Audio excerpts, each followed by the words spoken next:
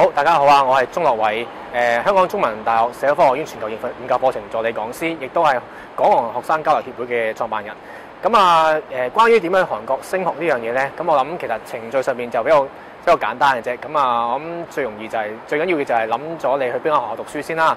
咁你選咗唔同學校嘅，咁韓國有好多唔同學校啦，咁亦都有好多唔同嘅專科。咁我諗首先就諗清楚想讀咩科先啦。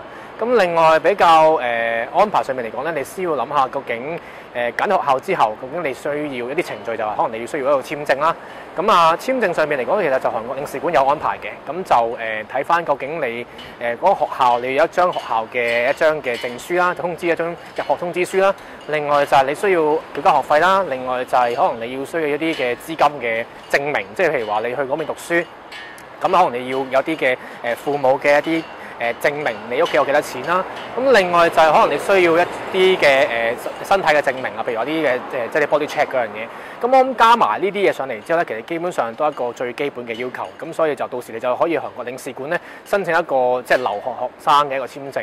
咁一般嚟講嘅時間上面就比較快，可能1-2個禮拜就已經做得到啦。咁所以就我諗準備上面簽證方面就係咁簡單啦。咁我諗之後去到學校出咗個通知書入學之後咧，其實就反而係你要點樣去準備去讀邊讀書啊？咁啊，可能你要諗下究竟你去嗰邊讀書嘅時間，譬如話究竟係夏天啊、冬天啊、1年定半年啊，咁所以呢啲有啲嘅準備啦。咁另外就可能譬如話有啲嘅一啲譬如話要去嗰邊升學，咁學校俾啲資訊嘅你要知道啦，同埋就可能嗰邊一啲學科上面嘅知識你要知道啦。咁我諗最緊要嗰樣嘢就係你需要有語文能力嗰樣嘢。咁因為始終你韓國讀書同你去歐美地方唔同啦。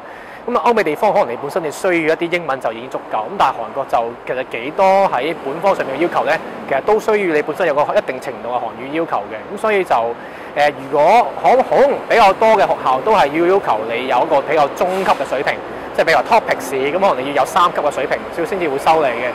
咁所以就你先要考咗某啲嘅韓文試先。咁如果你未有嘅話咧，咁可能學校都會收你嘅。咁但係就可能你去嗰邊你要補翻一啲嘅1年制嘅一啲嘅韓文嘅一啲課程啦。咁所以就一般嚟講嗰個語文上面要重要啲嘅。咁所以我諗呢個方面你要做一啲準備功夫先啦。咁去到嗰邊之後，可能你上堂發覺原來又唔係真係完全所有科都係英文授課嘅。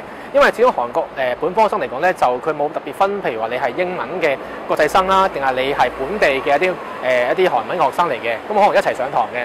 咁呢亦都係佢想個學生環境比較豐富啲啦。咁但係就對於個語言要求都會高啲嘅。咁所以就我諗去到嗰邊適應上面嚟講咧，其實語文都係一個好重要嘅因素啦。咁所以就最好喺香港學咗啲語文先，去嗰邊繼續升學再讀落去。咁我諗兩樣加埋一齊咧，就對於嗰個學習上面比較豐富啲咯。